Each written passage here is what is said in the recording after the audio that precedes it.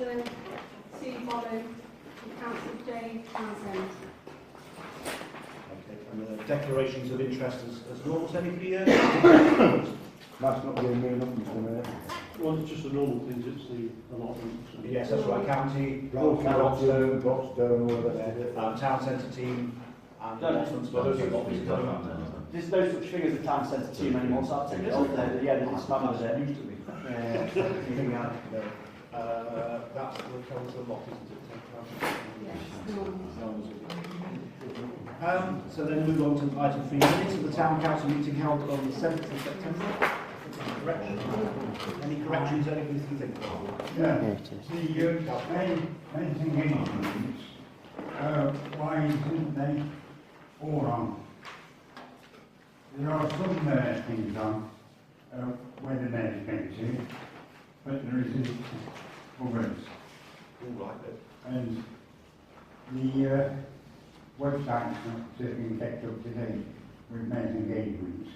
Can I just answer that one? I did omit to put it on the agenda, I do admit to that.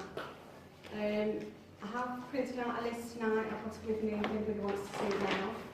And it's gone off to the website on Thursday to be updated. So, okay? Thank you very much. Okay. Corrections?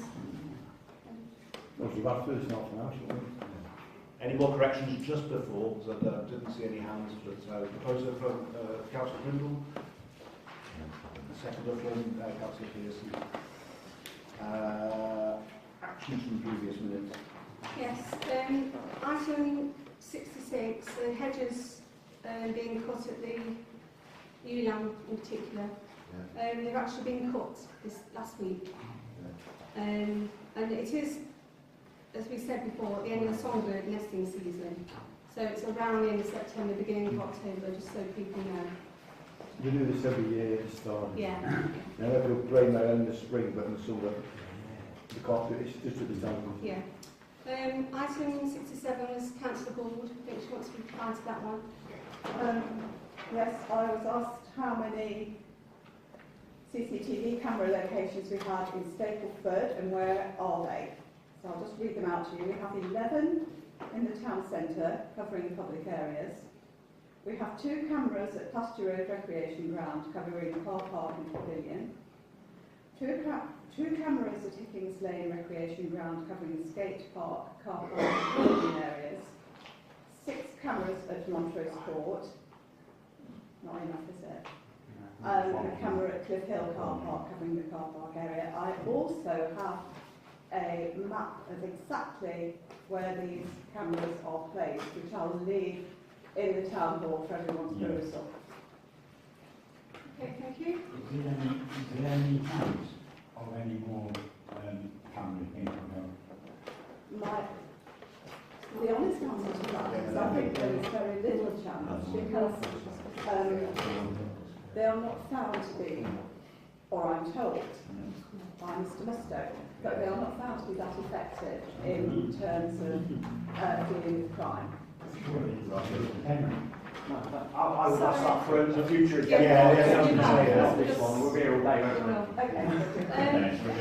The other item, actions from the previous minutes, is item 68 regarding Hickings Lane crossing, and I have sent a letter and I chased it up on the 17th and I got a reply. It's the day before, either yesterday. It's reported the planning on the 10th of October, so it's reported then, so that's what the information I've got from Broxton Council. And then the other item is item 71 about the parking that you asked me to raise with Broxton Council. Unfortunately, I was having trouble getting the log-ons because I was new to it. I emailed one person, she told me to email that person came back, told me to try her. So unfortunately I didn't get on to pass the comments on, so I'm really sorry about that. But I did try. So item 5 is request by any member of the public to address town council. No, no. So that leaves us with Inspector Simon Riley. Thank you very much for coming along. As our neighbourhood policing inspector, I would like to present. What do you want about? Is that me? Would it be easier if I stand up? So Yeah, so, I'll give you a I don't mind being on show. So, firstly, a very sincere and warm thank you for inviting me. You're probably all aware one of the number one thread of the Chief Constable's vision is about building engaged communities. And the engaged communities obviously involves yourselves as the town council and all the other councils and representative bodies within the area. So it's really important that we have that dialogue and you know, that representation, and that you can come to me and say, can you come and talk to us? So thank you for that. I do appreciate the challenge. So I spoke to Lizzie last week via email before and said, is there anything that you would like me to prepare or present for this meeting? And she said, come and talk about you. So yeah, me. They're all making notes and stuff that you can refer to. Okay, so a very brief little bit about me then. I've got 27 years, well, just over 27 years service now as a police officer. Started over on what was the old B division, Ox Coast Lane, Bestwood, and built my constable days, if you like, on the north of the city. Specialised in public order and specialist operations as a PC, and then got promoted to sergeant in 2000. From there, I was stationed at St Anne's and Sneinton and got involved in the naval policing world. As beat manager sergeant, was one of the first beat manager sergeants, specific beat manager sergeants in the county actually at the time, deputy local area commanders. So I did a couple of years there, went into the custody suite for 11 months, which we won't talk about because it's probably the most boring 11 months. But they let me out a month early for good behaviour. So from there I went back into response policing very shortly and then went on to the armed response team. Spent 14 years as a sergeant as a firearms officer. From there I got promoted, getting on for 2 years ago now. Spent a little bit of time still at headquarters finishing off a project I was dealing with. Did a year as a response operations inspector, dealing with daily demand, the 999 calls and making sure resources were shuffled around for the more immediate stuff. And then asked to come back into naval policing because it's been a long time since I've been in it. And saw it as a gap, if you like, really, in my portfolio and my all-round ability as an inspector. And the organisation very kindly obliged me. And on 1st of April, I took up the post as naval policing inspector for Broxton. Although effectively I didn't take over until the beginning of May because of leave and family bereavement. So since 1st of May, I've been in post. I've got to meet a lot of people. There's a lot of people that I'm meeting for the first time tonight. I see some familiar faces in here, Councillor McRae, Councillor Gould, who I've had quite a bit of dealing with over the summer. That was a positive thing. Are you Before anyone says anything. But can I just say, if you want, welcome that both of those councillors have given me as naval police inspector and the support that they've given me while I've had to deal with since I started is very much appreciated. And they've both been very supportive of the stuff that I've been done. So thank you for that. So, Stapleford then. Stapleford was explained to me when I first started. Bear in mind, my previous knowledge of Stapleford was coming into the odd job on the home team and the family dentist being on the Cyril Avenue for a number of years until Mr. Caddick left. Do you remember Mr. Caddick? I don't know. But yeah, John Caddick was my dentist for a number of years, family dentist. So my knowledge of Stapleford was limited to that. It was described to me as a fantastic area, fantastic people, but there's always something bubbling. And I think that's probably a fair description from what I've found so far. I know there are some significant challenges within Stapleford. I know there's a massive will to tackle those challenges, and you all have my support in tackling those challenges. And you're probably all aware that Stapleford is now one of the top 15 areas identified by the Office of the Police and Crime Commissioner. And we've now got a focus group up and running where we're looking at some of the specific aspects of the area, crime, youth engagement, youth diversion, etc., to try and take it out of that top 15. There is a small budget available from the police Commissioner's office for us to tackle some of those issues, and I know that certainly Councillor McRae, Councillor Gould have both been on the focus group meetings so far. So that's what we're looking at in terms of specific stuff around Stapleford. Everybody always wants to know about crime figures and what my priorities are with that. It's simple. My priorities at the minute are aligned to the South Notts Board, which are burglary, auto crime and shop theft. They've been a focus of ours now for a number of months really, certainly auto crime and burglary. When I landed, burglary was starting to spiral. And it's fair to say that the numbers of burglaries, not just in Stapleford but across the borough, was causing some concern. We have done quite a lot of work through the summer in terms of identifying key individuals that have been involved in perpetrating the crimes, and a lot of good work has gone on with my team based at Beeston, and also the county burglary team, which is headed up by my predecessor actually, Steve Ragg. So there's a lot of dialogue going on with us with the burglary team, a lot of joint work, and I'm happy to say that now, in terms of rough data, so I won't quote you any actual figures, but in terms of the year to date compared to this time last year, the burglary figures for Stapleford are down significantly. Okay, so they're in the green for us. But similarly for auto crime, for shop theft, and also for antisocial behaviour. Now, antisocial behaviour I know is a big concern for everybody. Through the summer, it's been a surprise really, an absolute anomaly for what we would expect for a seasonal spike. And in terms of the actual extra demand that we've had elsewhere on the borough, antisocial behaviour figures have come down. Like I say, I can't quote you any direct figures on that because it's raw data that I'm working from. So that once the crime figures are presented and published on those, there will have been some validation gone through that, and some of the figures that we've got now will have been sort of reclassified into other areas. But the raw data is, like I say, good news. My key priority areas are all in the green as it stands at the minute for this year to date compared to this time last year, which when I landed, they weren't. Now, I'm not going to sit here and start taking credit for that personally. There's a lot of work going on behind the scenes and above the scenes with the teams down there, with burglary teams, with the local CID teams. And it has been a massive team box effort to get to where we are at the minute. Now, I'm not blind to the fact that there are still issues. There will always be issues as we move forward. And I'm certainly not one to rest on the laurels and say, well, that's it, job done, let's move on to the next thing. Because, as I'm sure you all know, crimes can spike, there can be reasons behind spikes, and if we take our eye off the ball, to use a rugby analogy, then we can drop that ball and it'll be a knock on the screen to the other side. So it makes us look silly if we take our eye off the ball. So my assurance to you, if you like, is that my focus is on what traditionally have been the crimes, the behaviour that traditionally and consistently causes people the most concern.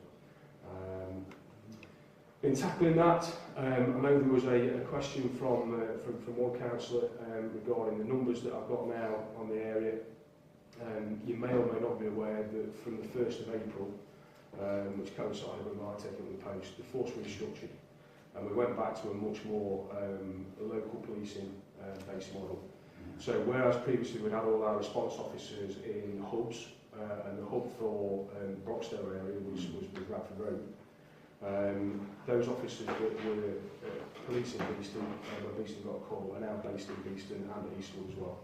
So I've now got, for the area, 5 response teams, a sergeant on each one, and a full-time equivalent of 6 officers at the minute per team. And that's spread across the borough with the 2 bases at Beeston and Eastwood. In addition to that, we were also allocated a CID team, so we've got now a local CID team that works out of Beeston, and that's a detective sergeant and 7 constables and 1 civilian investigator. And in addition to that, we've also got what we call a managed incident team. That equates to 1 PC and 2 civilian investigators.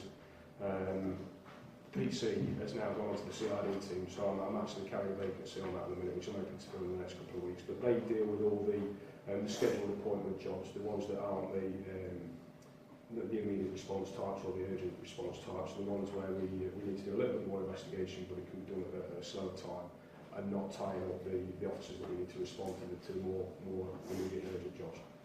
So there's 3 officers there. And then the final addition to the team, as it stands at the minute, is a schools and early intervention officer. The Chief Constable, Mr Guildford, has reintroduced schools officers.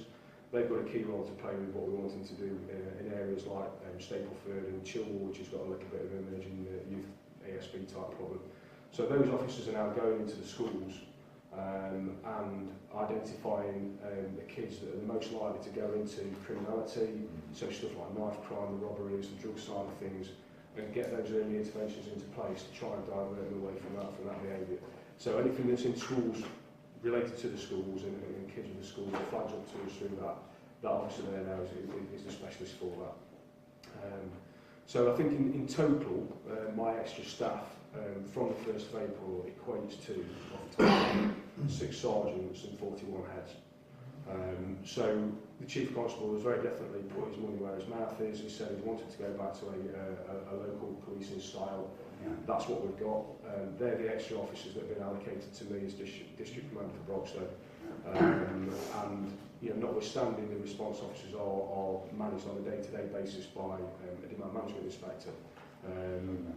They are my resources, if you like, to put into issues into areas where there are issues. So the staffing picture is very positive at the minute, certainly compared to where we were a year ago when all we had was a sergeant and 3 beat managers and 8 PCSOs. There are extra resources now in the South Broxton area that obviously are coming into and out of Stapleford, dealing with the jobs, and hopefully are a lot more visible. In addition to that, because I've now got the extra response officers and other people that can take up some of the slack off the neighbours team, I know previously the identification, if you like, of a beat manager and PCSOs to a particular area had sort of been pulled back a little bit, and there was an operational necessity for that, and it was simply around servicing the demand that we got.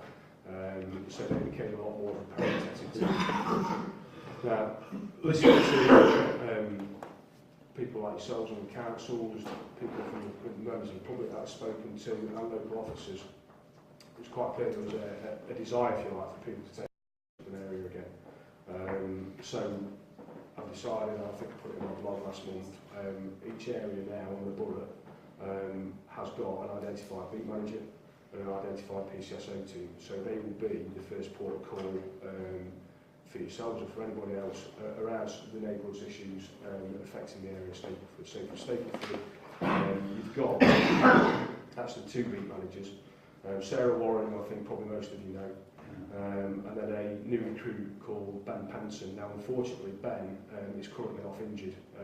He was doing his tutorship up at Eastwood, showing a massive amount of promise. And I don't say that lightly about anybody coming through, but I really rate Ben. But Ben, unfortunately, apprehending and detaining one of the target offenders up at Eastwood, ended up with quite a severe injury. So he's now currently off sick long term and facing surgery. But when he comes back and we're getting back up to speed with the gaps in his knowledge, because he's only a new starter, he's only been with us about 6 months, he will come down and be one of the dedicated beat managers for Stapleford. So that's the 2 beat managers. PCSOs wise, I'm sure you all know Andy Freeman. Andy knows and loves the area, absolutely cares with every ounce of breath in his body about what happens in Stapleford. So Andy's one of your PCSOs. Lucy Alterbrook, who I think some of you probably already know. Lucy's fairly new out of the box, very, very keen, and again, all the good attributes for a PCSO. She was one of the Stapleford PCSOs. And Steph Archer. So a team of 2 and 2 beat managers, 3 PCSOs. Unfortunately, Steph is currently heavily pregnant with twins, so we're going off to have them very shortly. So we will be running a little bit light on the Stapleford side of things. But as I've tried to explain to everyone I spoke to about this, although we have got the nominated people for the area, I still have the ability to move people from an area to service demand and particular problems. So obviously the work we do in the Stapleford focus group, if there's stuff there that I need to be putting extra people into it, then the beat managers and PCSOs are chilling the beast and will of course come across, and you'll still see them around, and they will still be picking up work on the area. But the nominated points of contact will be Sarah, Ben, Andy, Steph and Lucy. Okay, I've talked enough about me and where I'm going with it. Does anybody want to ask me any questions? Yes, sir. Yeah, thank you. Yeah, thank you for coming. Obviously, we did get some information on a lot of happening and that, which is very good. Yes, Paddy Tippin has actually told us, and he's told the BBC that he's getting more police here in the Nottinghamshire area. So do you know when that will be, so that will make your job easier, and maybe we'll be able to make up those 2 who are going to be away for a while? The honest answer is no, I don't know specifics. But what I can tell you is we've got an ongoing period of recruitment, so new officers come into the organisation all the time. Now, in terms of PCSOs, I'm not entirely sure what the PCSO picture is in terms of recruitment with that. We have had one new recruit recently. She's up at Eastwood, and that was around the distance that she has to travel, because I did ask for her to come down to Beeston, so I've got an extra one down the south. And I am also carrying a couple of vacancies across the team for PCSOs, which I have had a lot of dialogue with our HR and resources inspector to try and get those gaps filled. And I'm hopeful for those gaps will be filled in the not too distant future. So I'm trying my best to get the team up to full speed. Every time there's a new intake of recruits coming in, I'm on the phone to the people, Inspector Sam Wilson from Mansfield, saying, can I have some? So far she has actually obliged me with a number of extra recruits into response to ultimately the decision on where they're posted is mine. They go where the organisation senses the biggest need where they are. But Sam is fully up to speed with what the challenges are on Broxton, and is aware of my vitality for staff. Thank you very much. I don't actually have a question to ask you, No. but I would like to say thank you for what you've done already in the short time that you've been in Stapleford and Broxton. Thank you, John. You're an extremely proactive police officer, and I thank you for responding to our needs in Stapleford, because it means so much to the people of Stapleford. Every time I go to a meeting, we go to a meeting, we're bombarded with complaints about the antisocial behaviour and nobody cares. But I believe that you do care, and I thank you very much indeed, and I look forward to things getting much, much better in Stapleford. It's already started, we need to continue, but it's a work that we all have to be involved in, including members of the public, and I just want to say a big thank you so far. Well said, Jan. Well said.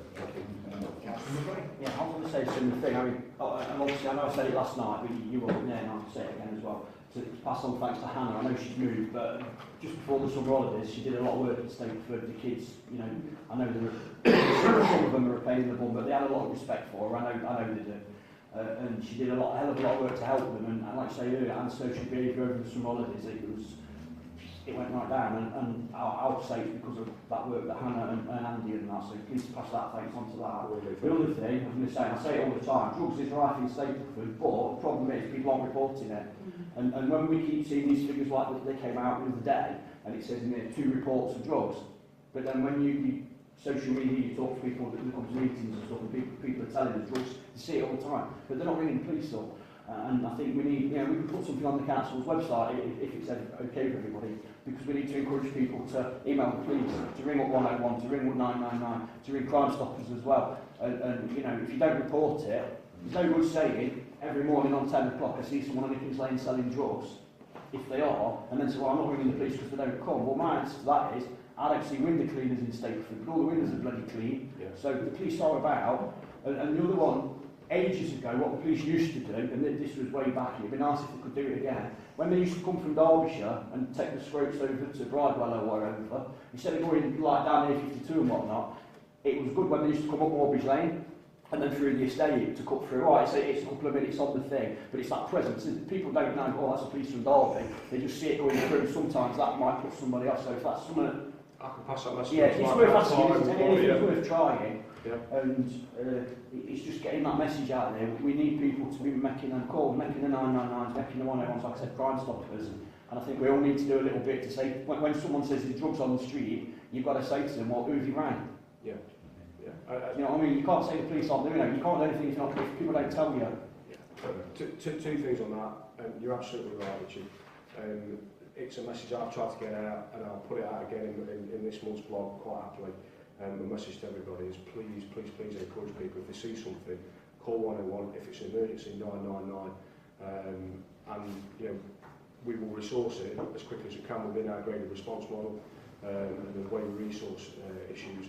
But if we don't know about it, then it's very difficult to do something about it. And so if we've got a number of calls from an area about drug dealing on Kings Lane, drug dealing on Kings Lane, drug dealing on Kings Lane. That flags up for me, we've got a big problem. And unfortunately, years and years ago, had I been an inspector 27 years ago, I could have deployed resources into an area on a gut feeling and on a whim. I can't now, because I have to justify why I'm putting people into an area and why I haven't serviced another area of demand. Now, if that background knowledge is there, that background evidence of all these calls, well, there's a problem here, put some resources into it, and I'll park that over there, I was going to put that in for, because this is now more of a priority. So yeah, please, the message, give us a call. You know, and even if it doesn't warrant an immediate response under the response model, and other people make that decision, not me, when it goes through the call centres, it's still recorded, and it will still flag up on the data for the area, and it gives me and my team something to look at. Now, on the drug side of things in Stapleford, I can't say too much, because obviously there's operational reasons, operational security on it. We've had some significant intelligence in recent weeks around the activities.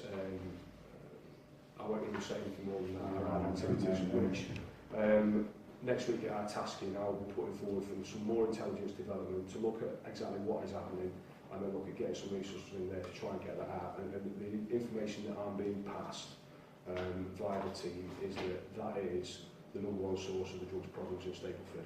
So if I can develop that intelligence and do what we need to do around the peoples and the locations, then hopefully we might be able to see some movement on that as well. But the more information we can get on it, the more it supports my bids for resources from the centre to say, right, I can't do all this stuff out there, I need some extra help from headquarters departments, from specialist departments. I can push that button and ask for it, but I need the evidence to back it up. Councillor Darby.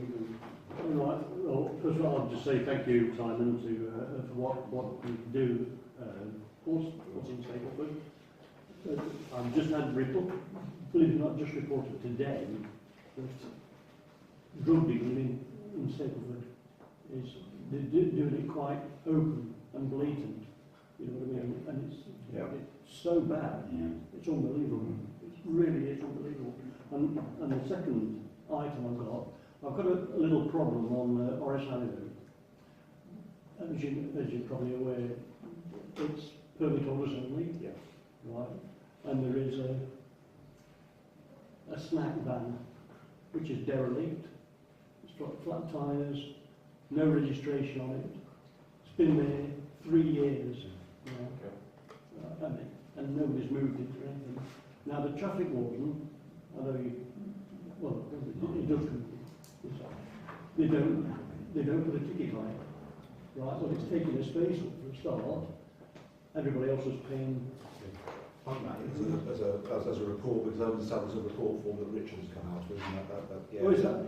Well, that report form for antisocial behaviour could be used for something like that. That's out of it, and then with that. No, what the problem is, if it's all right, just put in a little bit. What the problem is, because it's not a registered vehicle, it hasn't got a reg plate, and this is what what's his name again? Muster. The guy in charge of the traffic wardens at Broxton, he said it hasn't got Alice Johnson, because it hasn't got a registration plate on it. It's not a registered vehicle. They can't ticket it.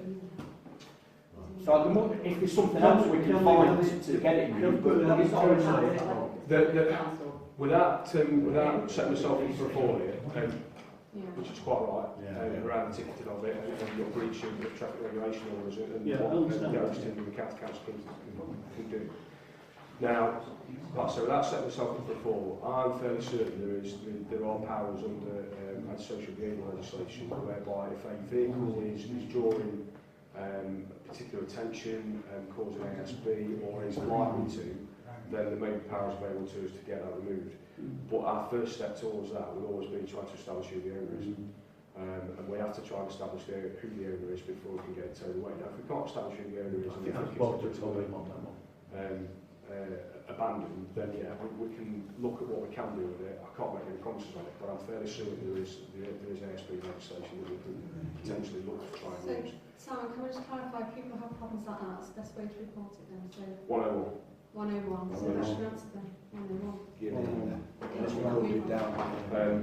But by all means, if having reported it under 101, if you then want to drop Andy Freeman and say an email or give Andy a call and say, I've just reported this, So it then goes on to Andy's radar as the local PCSO. Andy's background is a traffic warden, so anything like that he's quite keen to try and sort out. So yeah, but please report it 101 because then we've got it recorded then. Yeah, well, the recorded audit trail of the actions that we take. Believe it or not, it was an ex-police inspector that reported that to me. Was it? Well, I won't tell you his name. Well, I think everybody's very thankful for what it's expected from Yeah, us. but I mean, I just wondering why can't we do anything? If anybody puts anything on the road, they're like scared, right? They still have to pay for it, Yeah. although it's not on the license plate. Yeah. You know, so why can't we get it? It sounds like the crossover between It appears to be abandoned. Plug in through Royal One and then that it's able to. Yeah, make reports on it and then it can be assessed and we'll look at it. We will do what we can to get rid of it. Okay.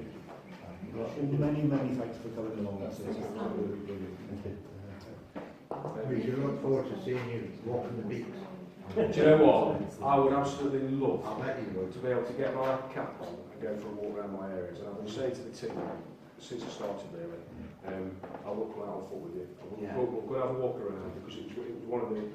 I joined the police as a big body, and one of the best things we could do. I did my first 2 years on foot. I did a driving course for a couple of years, as was the time, and they're some of the best years of my career. And I think the vast majority of cops, probably 10 years and over, would love to get out on the feet. Yeah. Those of 10 years and under probably don't even know what a foot patrol is because they're working with the police. Certainly on the response side of things, and there are a number of reasons for that, which I won't go into now, because probably will be right and proper. But trust me, the first opportunity I get to get my cap on and come for a wander around and say hello to people, I will be doing. Unfortunately, at the minute, 99% of my time is chained to my laptop on my desk, dealing with the stuff that comes in from our level to deal with. But yeah. Thank you very much. Right, thank you. Can I thank you as well, Simon? Thank you very much for coming. Yeah, Cam. If you wish to come at any other time, Well, do feel listen, free to contact us, or if you feel that we can help in any way, You're welcome. do feel free to contact us. If you think there's any way that any of us can help, please contact us. No, thank you. That's really useful. So that's what we're for, and we're on the ground and we do see things, and we all live in different areas and whatever, so, do if there's any way that we can help, please contact us. Thank you. You're welcome to stay or go If it's all the same with everybody around, I I am going to go because I've got workloads like that. I'm also back on a Can I come with you? So. Thank you very much. No, thank you. Thank you all. Thank you. Thank you very much. Cheers.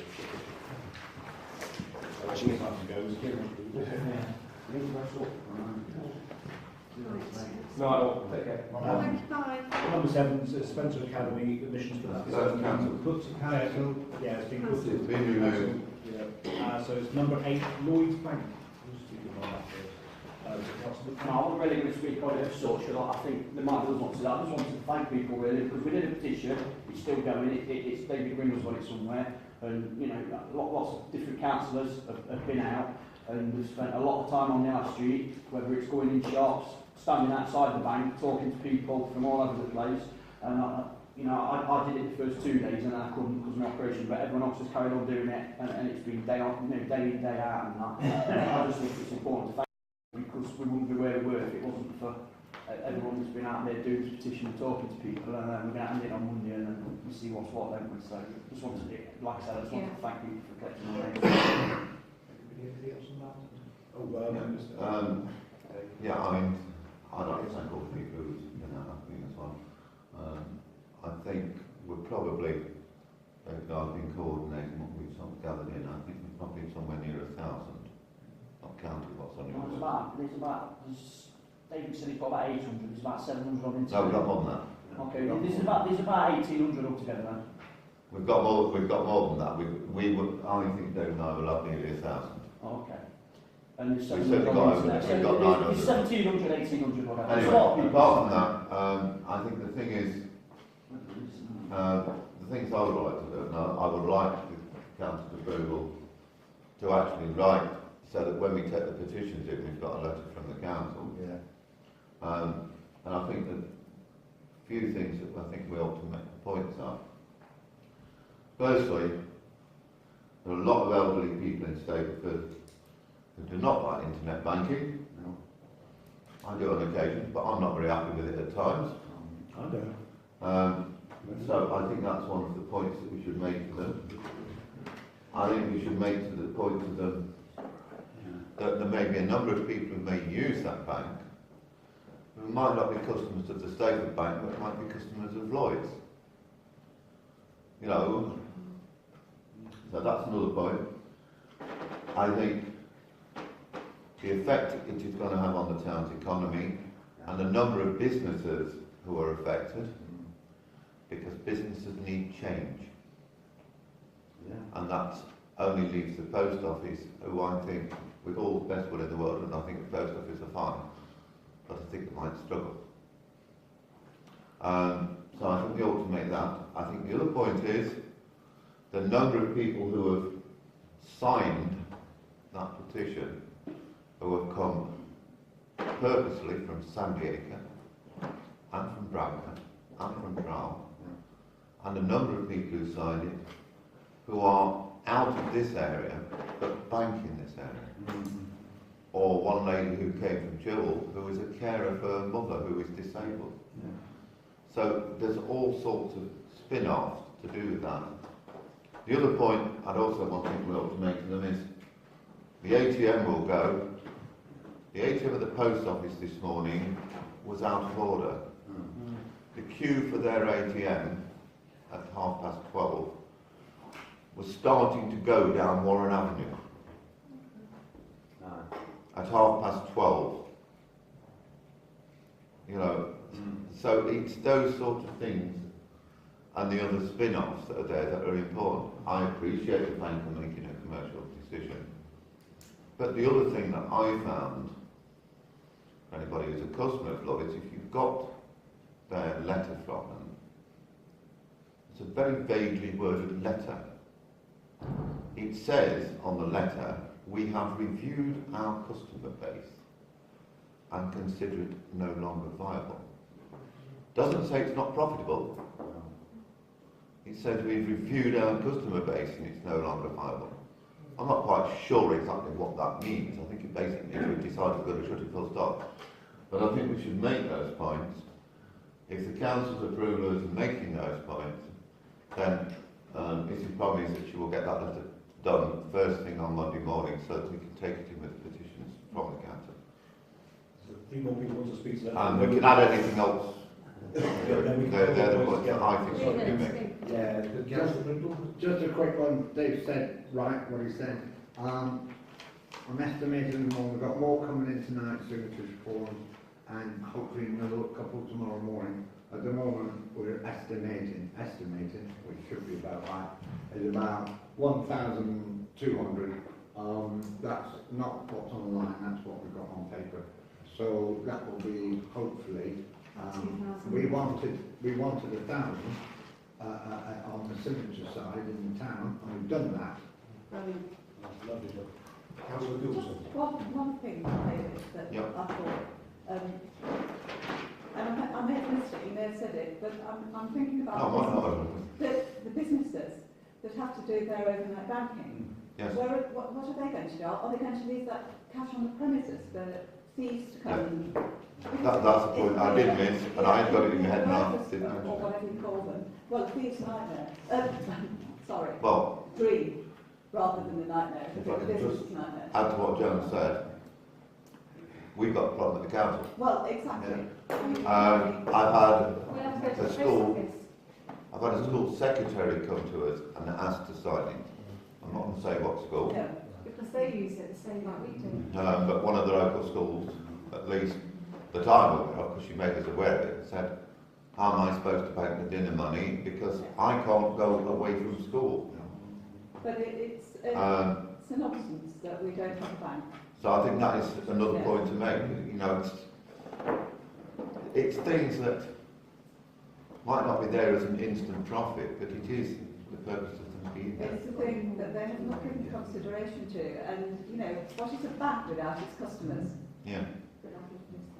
I think we have to make that very clear. I would say we're here by your side, Councillor.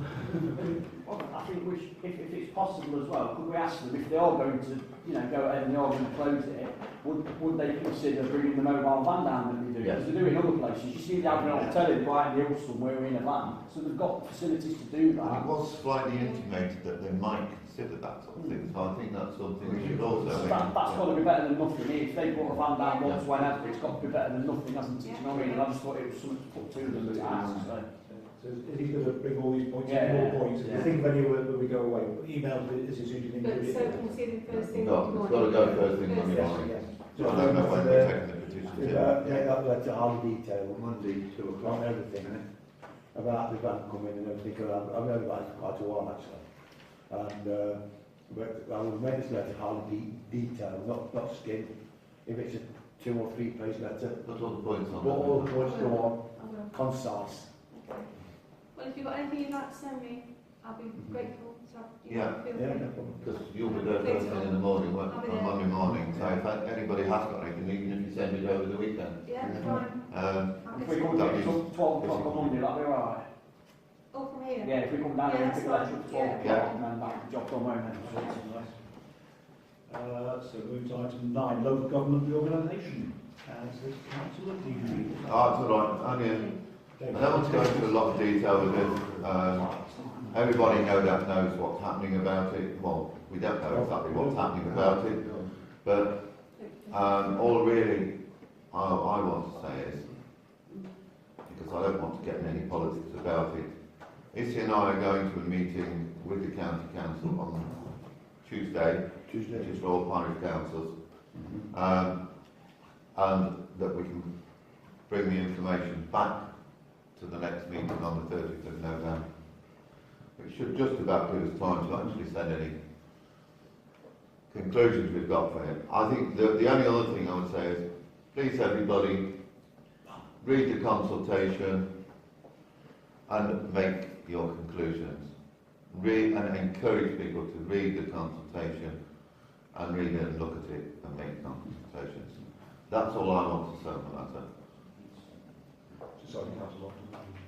I couldn't speak on this before, but now there's a public consultation on that, what people think. And most people are more or less interested what the services they have now continue. They will, probably there might be improvements as well. But it is going to happen. There's no argument about it. They're all together, county council as well. It's all together. This is, I call it, Thoughts of John, when I explained all this, there's some emails out about evolution. It's long way. Where was, this was under Beeston Stapleford City Council at one time. Before that, I think it was Ball, a massive area, to do with the Rock House. I think it many years ago. And before that, there was Stapleford's Overlord District Council. It's technology that pushes it. You've got district communication today. It's going to happen. And in 30 years' time, it's not been possible to think, and the leader will support me on this, that you could finish up another involvement with Nottingham, Derby and Leicester as Tri-City administration area. Because in 1959, 1960, I spoke about this in the before, there's a documentary on TV, they showed the values of making Nottingham and Derby one mega administration area then. So it's no stretch of imagination that one day it might go to a I spoke about it elsewhere, Tri-City state area. It's involvement as time goes on. The only you can do, it's going to happen. Get your thoughts in, your complaints in, all the rest of it, but it will happen. Yeah, I just think that's absolutely disgusting actually, because we've been told that there's a public consultation, get your comments in, no decision's been made, and the county councillors here telling us it's a waste of time because the decision's been made. What the hell? What's the point in having a consultation if we're being told that the decision's been made already? Because the public are putting questions in and their thoughts and concerns. The leader of the council's doing it. We're all sitting here now talking about things like that. and we're being told the consultations are farce and a waste of time because the decision's already been made. I think that's disgusting. And I think we should write to the county council and say, what's the point in having a public consultation and being encouraged to take part in a public consultation, and we're told at Broxton Borough Council to encourage people and we're going to debate it, and we've just been told by the county councillor a decision's been made and the public consultation's a waste of time. That's ridiculous. Councillor Gould?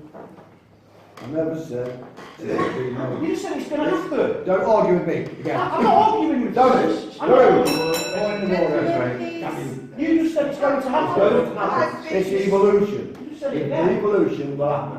That's what I'm saying. Can you just one point of verification then? Councillor Longdon, do you know it's definitely going to happen? You've seen The things evolution starting? could probably will happen. I'm not saying definitely will Probably happen. right. So it's But a great likelihood. it's great likelihood it's going to happen. Right. Consultation. There's not a Most done deal yet. people are concerned about services. So Can Councillor Gould. I speak, please?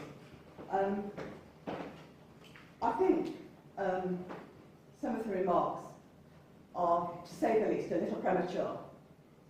It is going out for public consultation. So therefore, to me, what that means is, because we are a democracy, people will be listened to, but they need to have the full facts. None of us in this room have the full facts, as far as I know. Nobody. We need to listen to them. If we're going to be better off, services are going to remain the same, and there's going to be more money and things like that, then it's worth considering, obviously. If not, then it's not. But it is a democratic right of everyone to have their say on this, and then a decision will be made, and we represent the people. And so the people must be heard, and that's all I'm going to say on the matter. But as far as I'm concerned, no definite decision has been taken so far, unless I'm just being left in the dark, and I think that's very unlikely. Councillor Dixon, you wanted to... No, all I was going to say really is agree with you, and the whole purpose of Issy and I going on Tuesday is to find as much information as we can and bring it back here for us to then consider over.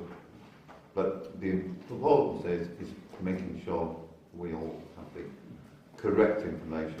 Not what's bandied about by various political parties, Nottingham City Council and in the newspapers. It's important that we have that you might be hard work, but it's important to have the facts before you make a decision. And then, in the spirit of democracy, make suitable comments. And that's all I want to say. Okay, well, thank you very much. So on number 10 is Broxton Part 2 local plan examination consultation. This was sent to all councils. Yeah. So, are you presenting that, Dave? Well, very briefly. I will be very brief because I don't want to spend the time in. Every council was sent a copy and asked if they wish to go and indicate the things. Only Councillor Craig responded to us. We had to actually tell them already by 4 o'clock today. What in fact we have done is that we have booked technically 2 places for the town council, not including myself. The situation is that I said that I will go on, without going through things, you've got all the paperwork, I said that I'll go on the Tuesday the 4th, Wednesday the 5th, and no, not Thursday the 6th, because that's about Chetwynd Barracks and I ain't going to listen to that garbage. And Tuesday the 11th, and the 12th. The 12th is about Greenbelt. I know Teresa from the Neighbourhood Planning is going to go to that as well, and Ken Matham is going to go and represent us as well. Should anybody have any desire that they wish to go, please tell us. Bear in mind that we're representing the council. But I assume as nobody responded, nobody else wishes to go. If you suddenly decide to change your mind, let us know. Those of us that are going, we'll have a quick meeting with Ken and make sure we're all thinking from what the council believed, what the town council believed in. And at the moment we're trying to sort out what the previous town clerk sent in. We're having problems finding it. We hope it's somewhere buried wherever she buried it. I know it was taken in because I took the hard copy in and I got the receipt. Yeah, she's there. So I know it was taken in, but I don't know what was in it because it was in an envelope. I took it my own at the same time. But we will try and ensure that that's there. So that's all I need to say about it. Number 11 is review of polling districts and polling places. And again, there's a document on that. I'll have your share Online. Would you like to present that? No, go on. Councillor, Just quickly, and we're moving on. Actually, I've looked at this, I've taken a good look at this, and truthfully, it doesn't, the changes really got much to do with us this end. So, you know, if you're not sure, go on to line and have a look, but you'll find it very little to do with us. Mr. Mayor? I'm sorry, I've not Review of polling district, this is why it comes up fairly regular. It's normally where people move and live, so they get the polling numbers right. I mean, when I first elected, I was in my own ward, then they moved the boundary, Tickey's Lane. Basically, that's what it's all about. Yeah, I've just got two little things, well, three little things to make. Whether it's worth us making the final bit, but certainly the effect on the polling district market is minimal. And the polling stations, we know that Clifford Avenue will have to be moved at some stage, but there's no indication where, so that's out of our hands. So I see minimal things on the actual districts themselves and the polling districts and the polling stations, all the things seem fine. The only thing that I'd just like to bring up, because it does say polling districts, most people will be aware that there are two anomalies in Stapleford wards. One in Stapleford South East and one in Stapleford South West. We have brought it up before. I'm not going to, sorry, Stapleford North. I don't know what Richard feels, so I'm sure he knows which area I'm talking about. I will when you tell me. Okay, well I'll see what you think about it. But I wonder if it would be worth us highlighting the things. The one in South East is there are 10 houses on Valmont Road, which of course is in Bramcote, which because of the layout of Bolt Lane, it looks on a map as if they're on Bolt Lane. Well, the houses are backwards, aren't they? Because they're sort of back to front, and it looks as though they're on Bolt Lane, but they're not really, they're on Valmont Road. Yeah. Now, I think it would be worth, whether they're taking their notice or not, but as pointing out that really, these are in Bramcote and they would be far better represented, the same as the rest of Valmont Road is, by Bramcote. The other bit that, go on, you'll remember, Trial Park Drive. Oh, yeah, there's about 10 hours. Yeah, that's, I'm happy walking over that bridge. If you're happy walking I'm over all right with it, the only thing is, I just think it's an anomaly. It's because the boundary broke, that's It's because of the boundary broke. But I think it's an anomaly to those people that are being represented by somebody who's got nothing to do with it. Yeah. So I'm just throwing those in whether the council thinks it is worth us making those points to them. I'm not suggesting particularly that whether it is worthwhile us making it, because there are anomalies that are a bit silly. No, I know you don't mind. I don't mind walking up Valmont Road. Yeah, I get what you mean. But I think that they were, surely the rest of it would be better being represented by the same council as the rest of Trial Park Drive. Sure, you represent them quite well, the same as I would the ones on Valmont Road. But is it worth us just pointing out those two little anomalies and saying, Sorry, I'll just throw that in then to what the council did. Good point. This is a bit deja vu. I'm sure we've had this debate several times over the years. Yeah. Nothing's changed. Beacon fight in the coming out. Is it worth us just sending a comment in with Yeah, the the comment in it. I'm asking the council. Councillor Brindle. Yeah, actually in 2012 I think it was, we actually did make a comment and sent it in, and I think it's quite right to send it in again. Councillor Peters is right, the simple reason is they know about it, and yet they haven't done anything about it at all. So yeah, I would agree with sending a letter and thing. Everybody happy with that? Do you want to put to a vote? I'll tell you I'll give you the information. Everything else is fine. Job done. On 12 is neighbourhood planning. Interim court. Have we got one? Well, I'm very sorry. You haven't got it? Looked on my computer the night before the meeting and he hasn't sent it in. I've been asking to send it in by yesterday, but so we haven't got it. So as soon as I get it, I'll email it out to you. This doesn't Sure. go as long as we thought it was, does it? No, So we can yeah, if I could just answer the things. The consultation to the official consultees as regards neighbourhood planning finished on Wednesday. This week anyway. I think we've had about half a dozen. Well, quite a few. Quite a few things. We've brought more to Ken. Right, but basically Ken Muffin is dealing with them. But we haven't had a huge amount considering there was 150. No. Quite a few, but not... No. I think about half a dozen. It's what we're paying for, might they do the work. So Ken is dealing with those, and that's what the interim report was going Just let Ken Matten get on with it, which is right. That's what we're paying for. Number 13, traffic and highways issues in Stapleford.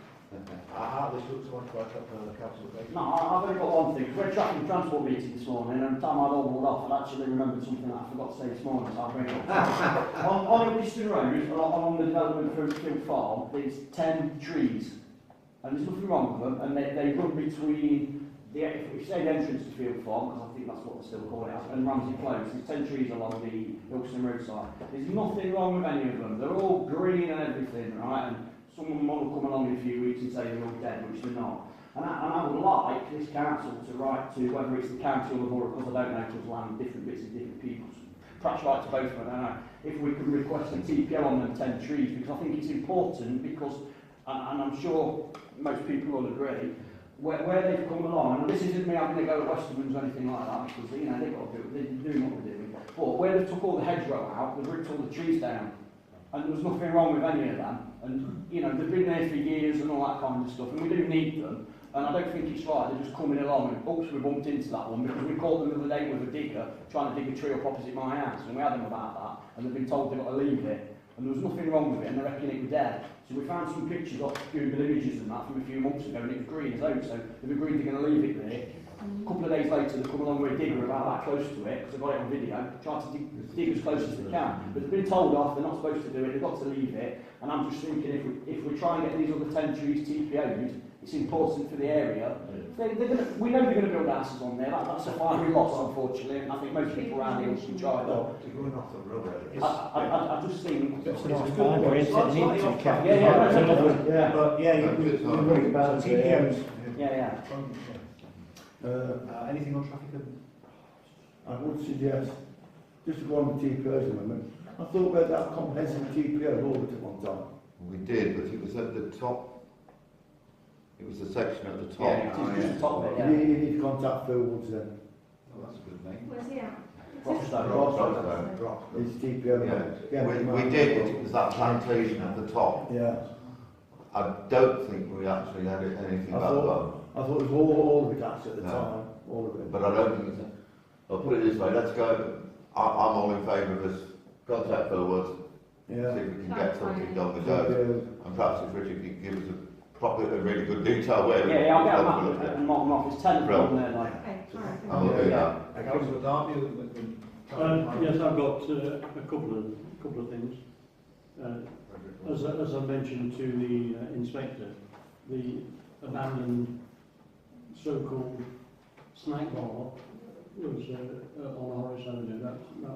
That created quite a few comments. But the other comments I've been having regarding the traffic is the amount of people. There's so many now that's parking on the pavement of Stapleford all the way down the. Well, it's not the people that's trading there. It encourages people. One, it's going to confuse the traffic warden because he doesn't look anybody. It's on the pavement. But if everybody parked on the pavement instead of the road, we'd be in deep trouble. You know what I mean? Sorry? It's everywhere. It's everywhere. Well, I think something should be done about it, you know, because I mean, they are basically illegal parking.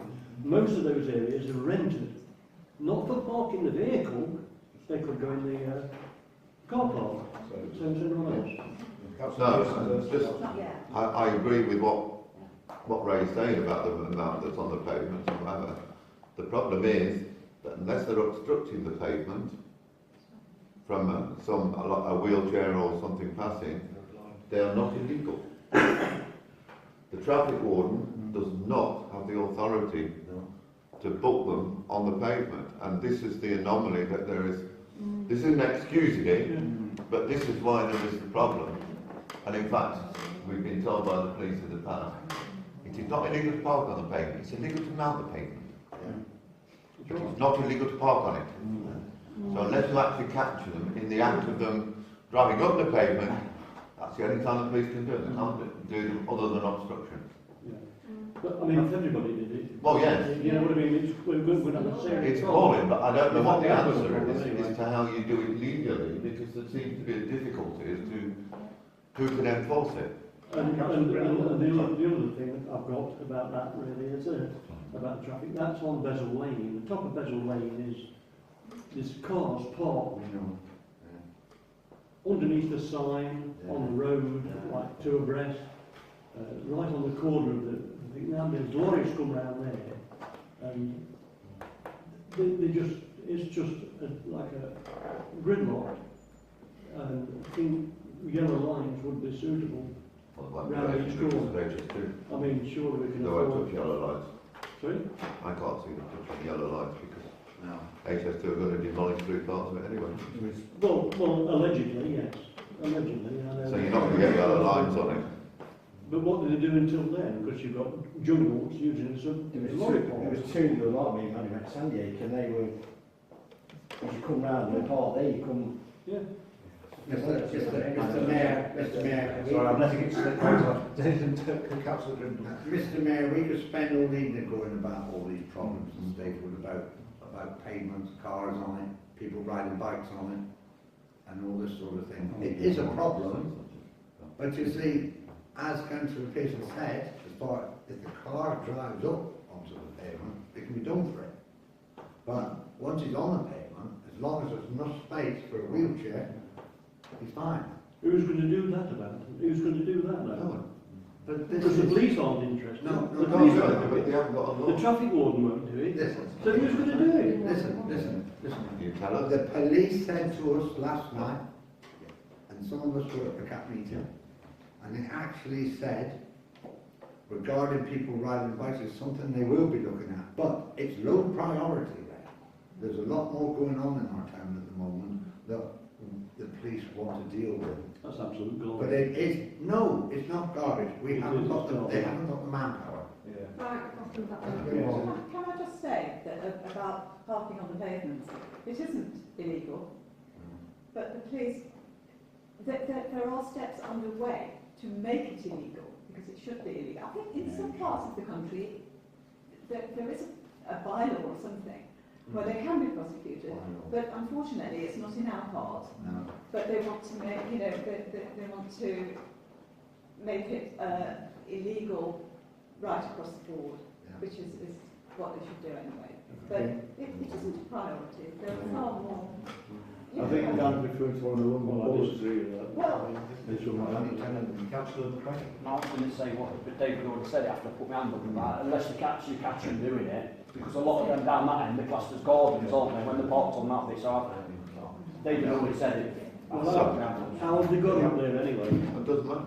Right, How have they got up there? They must Very have got- quickly. You know, I'll make a note to Bessel Lane with a list of things to come. We did have a meeting this morning. I certainly haven't had time to put the minutes, and I think we'll report those back at the next meeting. Yeah. When we've had time to put all the lists together and whatever. I agree with that. I agree with what Jan has just said about things. However, it is a case of balance.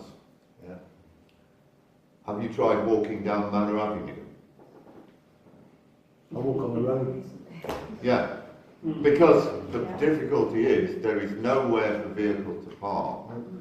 And the fire brigade even said they would rather have people parking on the pavement on Manor Avenue and leaving enough space to actually get down. So it does need some sort of balance, because some of the really narrow roads, like I know Manor Avenue as an example, if you actually prevented them parking on there, the road would be blocked.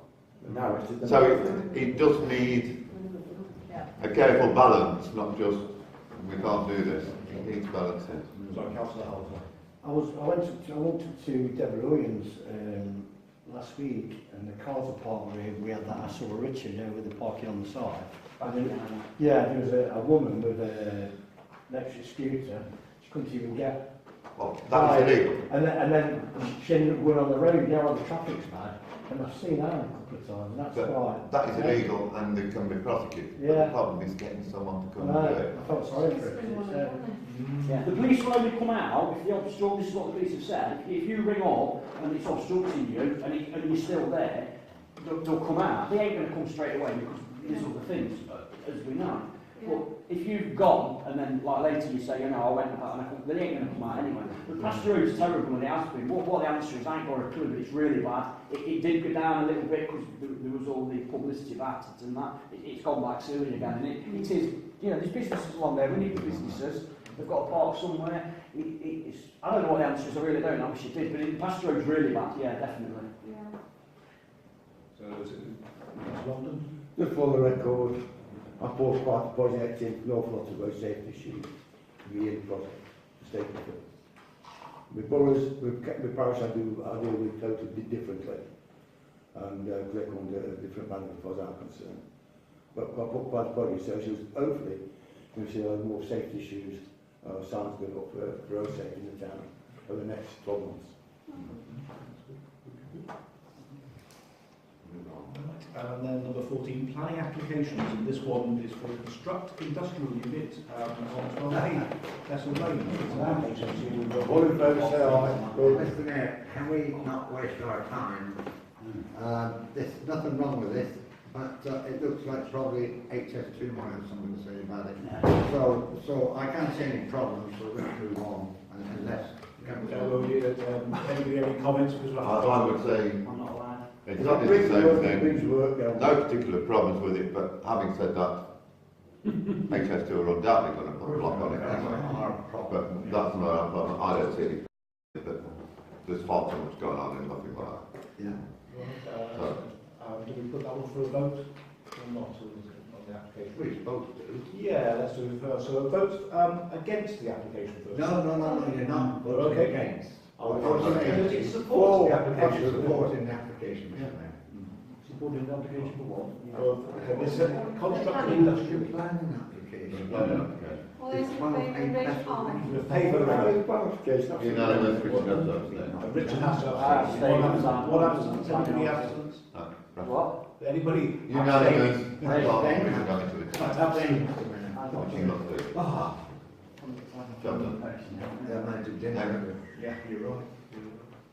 So, mayor's engagements, I won't go through each one of them.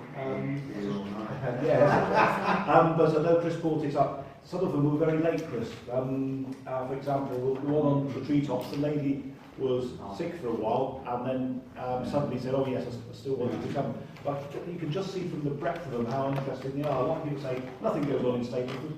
Yes, it does, but they're not putting themselves, there's not on media, they're not putting themselves for the paper, but to think about the charities, the faiths, the sports people, those that are encouraging the young people to do things like the air training, it's a splendid place there. And it's been an honour to sort of look at all these.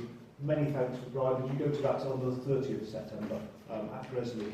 Yeah, I felt a bit out of place with all the... Sorry, I don't think I could have finished the half marathon in time, but I'll book that a long time ago. I'll do that for hours. I can't do a 90-minute half marathon. And there was another one, oh no, they come through then, the Caribbean. No, couldn't go, so it is. Right. And we've got tomorrow the theatre group, the Canary Girls, I'm looking forward to. And the digging. Well, good to dig in, then rushing to... Remembrance Sunday, because of course So I that can talk about it. yeah, so, Remembrance Sunday is a big one this year, of course. So that will be at 10 a.m. Have you got enough volunteers to help put stuff out? I've had a few people volunteer, but obviously more the merrier. Has the Bosman see you?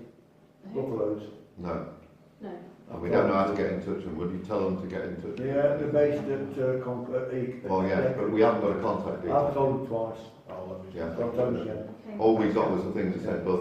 So, yes. Thanks, Charles. If anybody knows, sorry, No, sorry. if anybody does know anybody who is wants to lay wreaths and things and haven't been contacted, please tell us, because we're left with no contact details from anybody. We've had to try and search these out. I think the town clerk needs to know. We've got most of them and everything. I've got most of them now, so I think we'll get some. Sorry, Councillor Craig. Oh, sorry. Go on. Normally it's individual. It's not Sorry, Daniel individual. first. Sorry, I'll wait, sir. Not for individuals. I'd like to Larry on behalf of our party, if no one from our party is Well, coming. talk to your You know what person. my party is, don't you? I do know. Yes. I do. Can I suggest that you talk to your party and see who's doing it? Yeah. Sorry. Well, normally, which is yesterday's one for the borough, Wednesday or something. but not part. So what was your favourite? You're the head of the party here. Sorry. Oh, you haven't watched it. Thank you. You're referring to Anna? No. No. I know it'll be in Beeston. Just a minute, everybody's sorted. Yes, they're going to Right. nominate somebody to come. I don't know who it is yet. Oh, Anna. No, you're on about your party, you're on about the more you're just getting your fees mixed. Jan's on about her party, as in different people I in their understand. parties. Do you know? I understand what. Right. But you need to speak to your party to sort that out, yeah. Yeah. Can I just... Normally, parties from this council lay a wreath. Yes. Yeah? Yeah. Because you normally lay one for the Labour Party. Somebody normally lays one for my party, whether they're going to or not, I don't know. So, Honestly, no problem. I think, Janet, if you want to do it, if John's happy for you to do it, then that's it.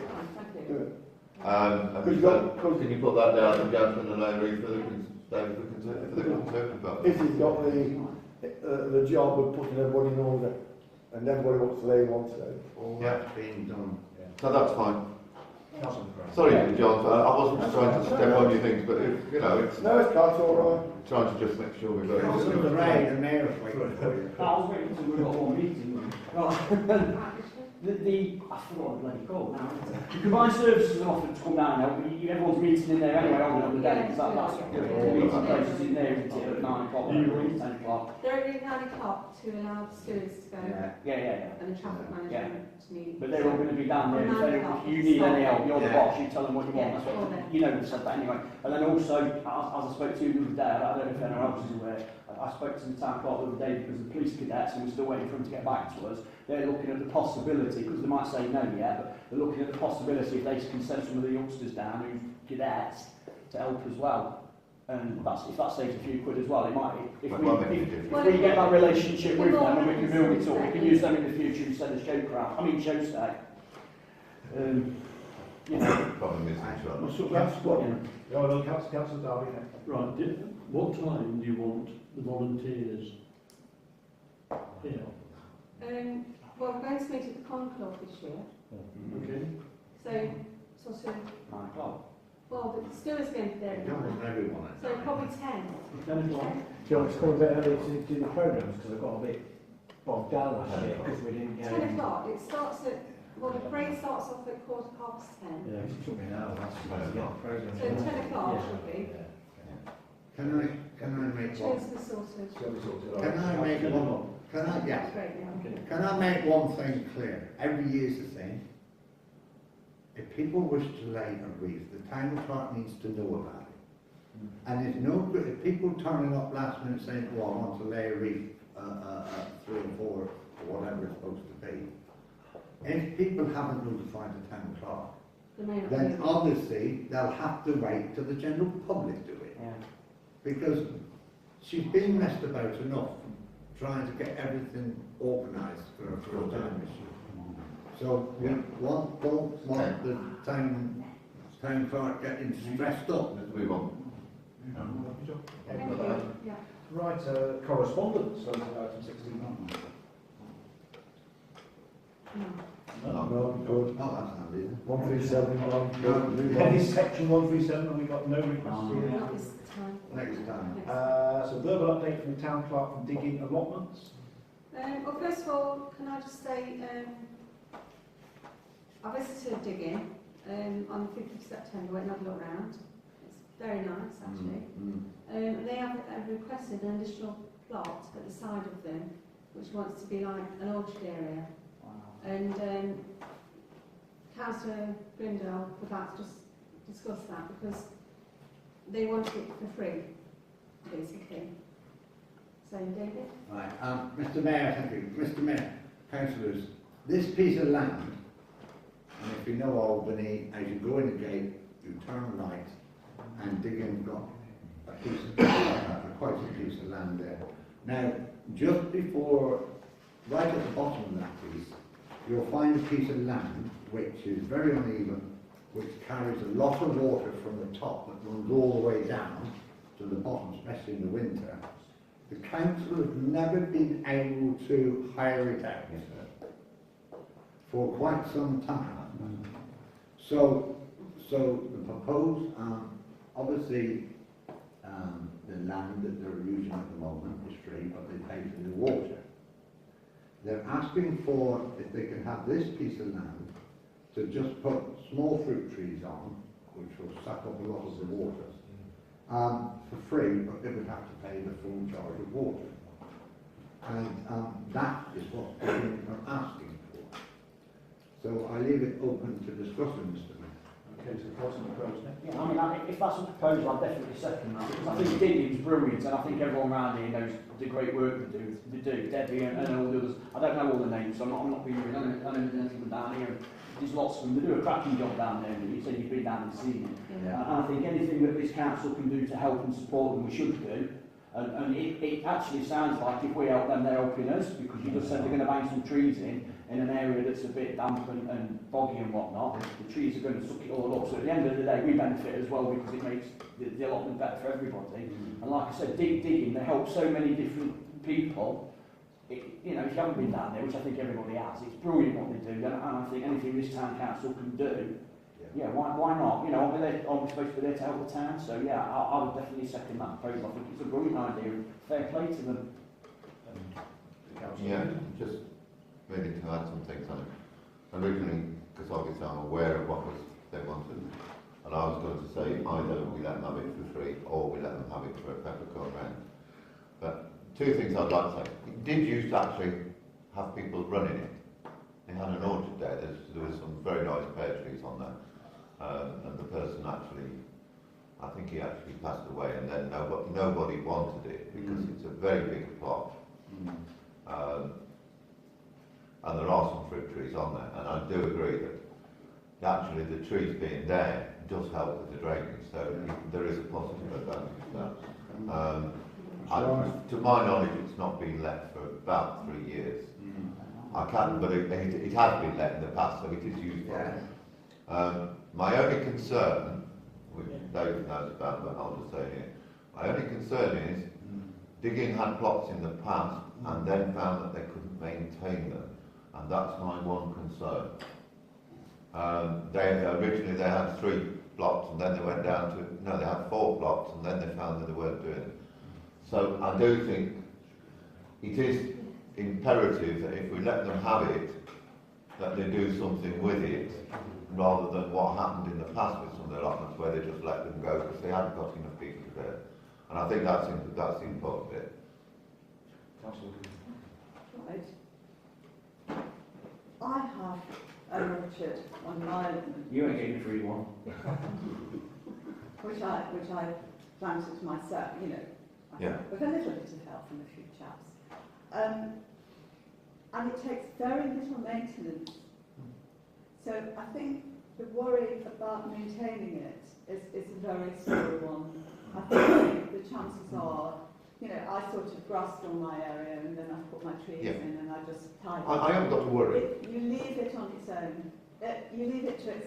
but you don't let it run wild because you do need to keep the rest of it. You can't let anything in a garden grow wild. You get Japanese, not Care you. about it. Keep quiet. So, what's in it? Let's move on. No, and as both David and Richard have said, you know, this group is amazing. The work that they do throughout Nottingham and Stapleford is so, well, they all deserve medals, and I mean that quite sincerely. So anything we could do. In fact, I'll pay the rent for them if it was necessary, you know, but I really think we ought to let them have it for nothing. So we will take a proposal or a vote on that tonight, or discuss? I was going to vote, I thought you Oh, well, that's fine, that's what they didn't want to say it. Yeah. So all those four, having this, there's 1, 2, 3, 4, 5, 6, 7, 8, isn't it? There's only 9 of us. Yeah. 7, they are starting And nine, Did you read that Jan said she'd pay as well? Yeah. no, I shall tell you this at the end of the trip. I made a note of that. Unanimous vote taken on that. Famous Mr. Mayor, we want you. Right, just one more, some little things that keep Just to carry on about the allotments then, just to let you know that Peatfield has been inspected. The remedial work still to be done. I do have a problem getting hold of Steve Waters though. It's turned into my nightmare because I'm on to him. Bless him. He's a lovely chap, but I think he does a lot of other work, so it's very difficult to get hold of. When he's working, he doesn't phone you back, or he's missing the calls. Then yesterday he was going to come and see me, and I waited for him, I was all ready, but he never turned up, probably got waylaid at work. But I am trying to sort it out, so I'm trying to get the regular inspections, I'm trying to get the work done, so I am trying. And I've already mentioned the hedge on new land that's been done. And Broxham Borough Council, they said they would email with other people to use, but I've still got to chase that as well, so they can get back to me. So it's work in progress, basically. Yeah, very quickly, I've already said to us that I want to get around to all the allotments before Christmas, before the thing. The other thing is, as regards to sort of remedial work, we did, I think it was last year, the year before, we did use a company that were employed by Erewash Borough Council, that were very good and weren't particularly expensive. I don't know, but I'll look into, I'll come and see you, but they were very good and they came quite quickly, and I know that we used at the time by Erewash Borough Council. Okay, right, thank you. I'm going to talk to you about it, but I think we have to get that as a bit of a priority. We can't do it. 19 is payments, and we should all have the payment schedule. Thanks very much for getting out to us.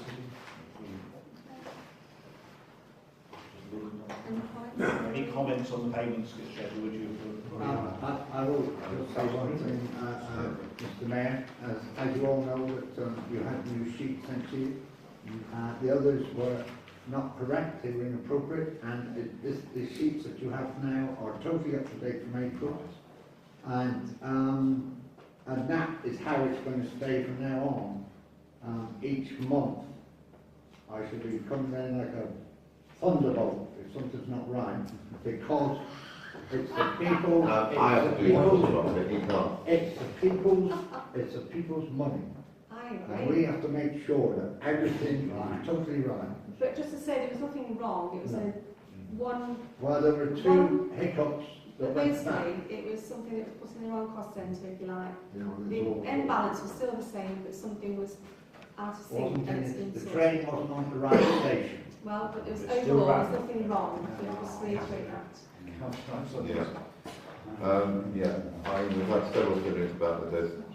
I'd like to thank David for going through the things. I'd already done it, but I'd like to thank David for going through those and coming back to me with the things. There was in fact one error to start with, because there should have been £1,000 allocated that the town clerk didn't take any notes. Not this town clerk, the previous one.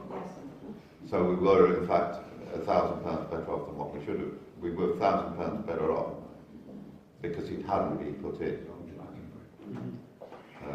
Anyway, but the rest was really how things were being allocated and whatever. Hopefully we've got that all sorted out and it will stay fun.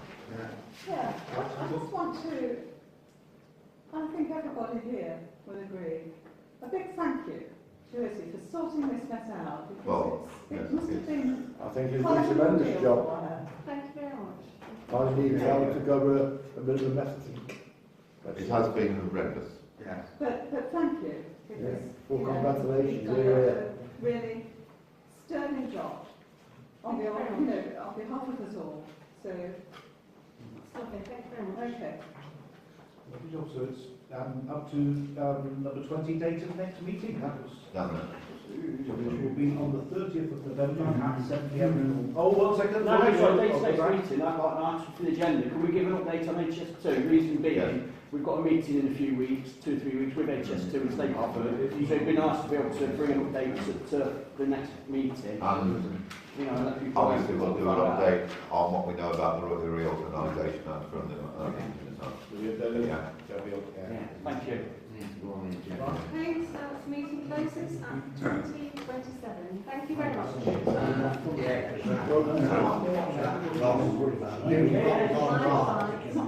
Yes, there's an email. Just check.